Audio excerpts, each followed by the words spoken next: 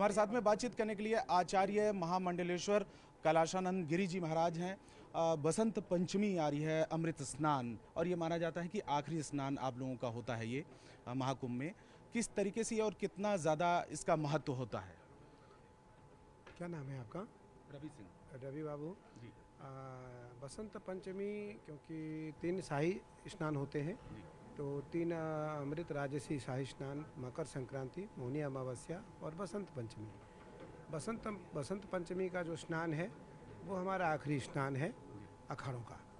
और इस स्नान का इसलिए महत्व अधिक है क्योंकि इस दिन भगवती सरस्वती की विशेष पूजा होती है। और भारत के जितने भी साधु संत होते हैं वो सब मंत्र, शास्त्र और परंपरा के उपासक होते हैं, तो उस कारण इस स्नान का अत्यधिक महत्व रहता है। दूसरा विषय यह है कि अखाड़े इन परंपराओं को अत्यधिक महत्व देता है, जी।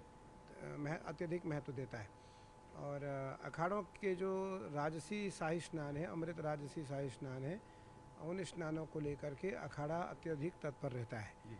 और भारत के ही नहीं, दुनिया के जितने भी साधु हैं जो हिमालय में रहते हैं, वो सब के सब अमृत राजसी शाही स्नान के लिए तरसते हैं, और वो आकर के किसी न किसी रूप में परोक्ष और अपरोक्ष रूप से इस स्नान में भाग लेना चाहते हैं। इस बार 4:50 का समय है निरंजनी अखाड़े का, तो 4:50 में हमें वहाँ से प्रस्थान करना है, और 5:10, 5:15 के आसपास मेरा स्नान प्रारंभ है। मुझे लगता है कि यह परंपरा अनादिकाल से है, और इस स्नान में भाग लेने के लिए, क्योंकि हमारे सबसे पहले निशान होते हैं, फिर हमारे देवता होते हैं, फिर नागा होते हैं, फिर हमारे आचार्य, मेरा रथ होता है, फिर हमारे पीछे हमारे अन्य जो महामंडलेश्वर हैं, आनंद अखाड़े के जो आचार्य हैं, उनका रथ होता है, उनके पीछे फिर महामंडलेश्वर इत्यादि के रथ होते हैं। तो इस अमृत राजसी शाही स्नान करके, क्योंकि वह अमृत का बेला रहता है, ब्रह्म मुहूर्त का समय रहता है, और उस अमृत बेला के स्नान में साधु संत स्वयं को ईश्वर की अनुभूति का एहसास करते हैं।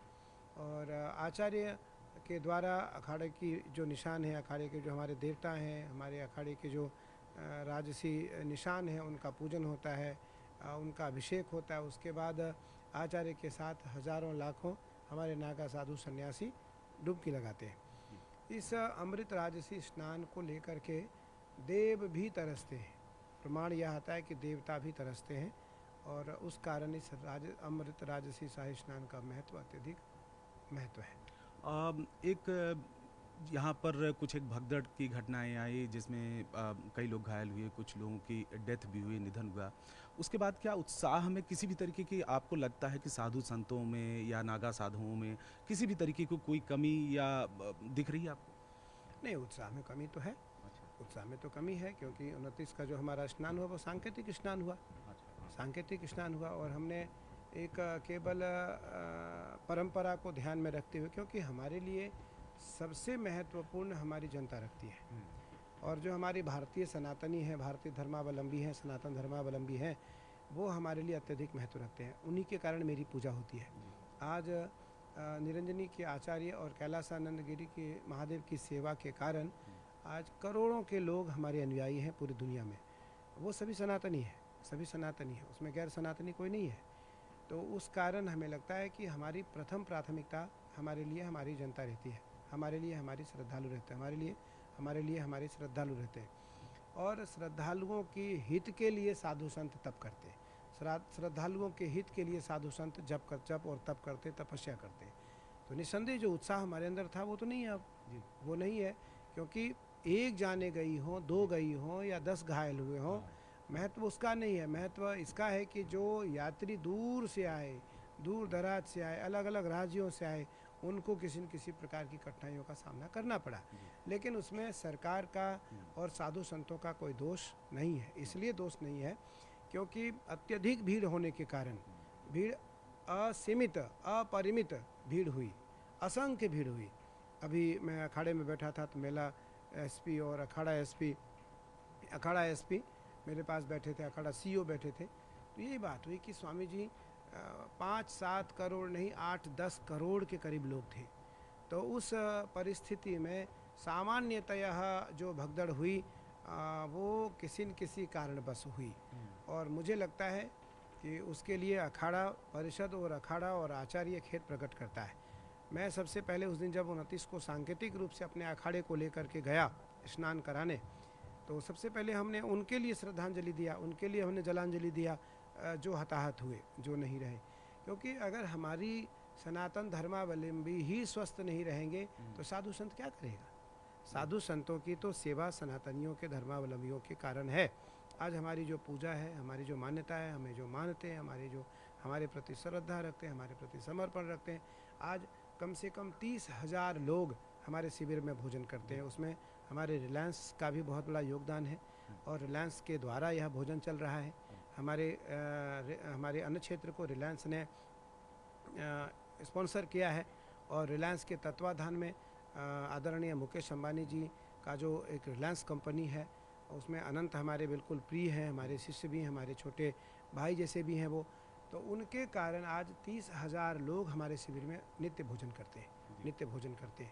तो ये भोजन करने वाले जो लोग हैं वो सब के सब सनातनी हैं, और मुझे लगता है कि साधु संतों का सम्मान सनातनियों से है। इसलिए हमारे लिए सबसे महत्वपूर्ण अगर कोई व्यक्ति है तो वो हमारे सनातन धर्मावलंबी है। स्वामी जी, कुछ लोग सवाल खड़ा कर रहे हैं सरकार पर और मुख्यमंत्री योगी आदित्यनाथ पर, प्रशासन पर, जिस तरीके से ये हादसा हुआ।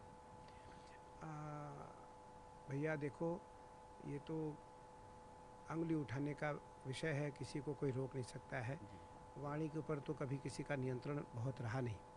और मैं उस दिन योगी जी से बात मेरी 12:10, 12:15 पर हुई, लगभग 15 मिनट के करीब मेरी फ़ोन पे हादसे वाले दिन। हादसे वाले दिन जी। वार्ता हुई। वो रो रहे थे, जी। उनके आंखों में अश्रु था, उनके वाणी में रुदन था, उनके वाणी में उनकी वाणी रुग्ण थी। तो इससे प्रतीत होता है कि वो साधु होने के साथ साथ देश राज्य के मुख्यमंत्री हैं और इतने सहज हृदय से वो उस संवेदना को प्रकट कर रहे थे कि स्वामी जी आज कैसे भी अखाड़ा स्नान करें, क्योंकि अखाड़ों का स्नान करना अत्यधिक महत्व था। दूसरी बात, अखाड़े से पहले अखाड़ों ने क्या विशेषता दिखाई, हमने घोषणा किया, हमारे अखाड़ा परिषद अध्यक्ष ने घोषणा किया, पूज्य हरिगिरि जी महाराज ने घोषणा किया, अन्य अखाड़ों के सभी महात्माओं ने घोषणा किया, जो वरिष्ठ लोग हैं, कि नहीं हम बाद में नहाएंगे, हमारी जनता पहले नहाएगी। तो ये अखाड़ा ही तय कर सकता है, ये भारत के साधु ही इतने विराट हृदय रख सकते हैं। इसलिए सबसे पहले हमारे भारतीय परंपरा के अनुयायियों ने स्नान किया, उसके बाद साधु संतों ने स्नान किया। और हम प्रतीकात्मक अपने निशान को, अपने ध्वज को, अपने नागाओं को, अपने देवताओं को, अपने आचार्यों को लेकर के, स्वयं मुझे लेकर के हमारा अखाड़ा कुछ सांकेतिक रूप से 150 नागाओं के साथ हमने अमृत राजसी स्नान किया। मुझे लगता है कि योगी जी के ऊपर जिन लोगों ने भी उंगली उठाया, प्रश्न चिन्ह उठाया, क्वेश्चन मार्क लगाया, मुझे लगता है कि उनको इस बात का ध्यान होना चाहिए कि इतिहास में कभी इतनी भीड़ नहीं हुई थी कुंभ में। मैं तो 30, 35, 36 वर्षों से कुंभ में भाग ले रहा। मेरी जब 6 वर्ष की उम्र थी तब से मैं अखाड़े में जुड़ा हुआ हूँ और मैं अखाड़े के सारे पदों पर रहा। आज मैं देश के सबसे श्रेष्ठ पद पर हूँ, अखाड़े के सबसे सर्वोच्च पद पर आसीन हूँ। मेरा मानना है कि इतिहास में कभी इतनी भीड़ नहीं हुई, लेकिन उस भीड़ के कारण और थोड़ी भगदड़, मैं आपके माध्यम से, क्योंकि न्यूज़ 18 एक ऐसी न्यूज़ चैनल है जिस पे सब लोग विश्वास करते हैं, मैं आग्रह करना चाहूँगा आपके माध्यम से जनमानस से कि 3 फरवरी 2025 बसंत पंचमी का जो होने वाला स्नान है, उस स्नान के दिन आप कतार से आएँ, भगदड़ न करें, और जो घाट आपको मिले वहाँ आप नहाएं। सारी गंगा एक समान है, दूसरी बात, धक्का मुक्की न करें, भगदड़ न करें, और सरकार के जो गाइडलाइन है अक्षरशः उसका पालन करें। मुझे लगता है कि कभी दोबारा इसकी पुनरावृत्ति नहीं होगी, और इस बार सरकार और शासन और प्रशासन इन सारी व्यवस्थाओं को बहुत ही चुस्त दुरुस्त करना चाह रहा है, जिससे कि अखाड़े सही रूप से स्नान कर लें। और मीडिया के माध्यम से पूरी यह स्नान की परंपरा, महाकुंभ की परंपरा पूरी दुनिया में जा रही है, पूरी दुनिया के लोग लालायित हैं। हमारे यहाँ दुनिया के हर छोटे बड़े लोग आने के लिए लालायित हैं कि मैं आऊँ, मैं भाग लूँ। तो मुझे लगता है कि इस परंपरा को ध्यान में रखते हुए संपूर्ण जनमानस को सरकार के द्वारा दिए गए गाइडलाइंस का अक्षरशः पालन करना चाहिए। स्वामी जी, एक आखिरी सवाल आपसे। अभी एक दिन पहले की ही खबर आई और आप तक भी पहुंच चुकी होगी।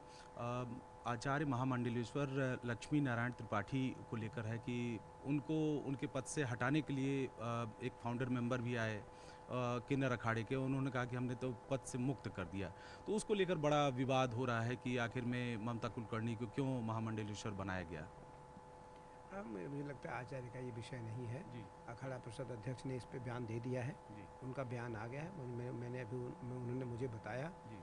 मुझे लगता है मेरा इस पर बोलना उचित नहीं है, और अखाड़ा परिषद का निर्णय होता है। अखाड़ा परिषद ने इस पर निर्णय दे दिया है, उनका जो भी निर्णय था, और परिषद का जो भी निर्णय होता है आचार्य उसे लगभग अक्षरशः पालन करने का प्रयास करता है।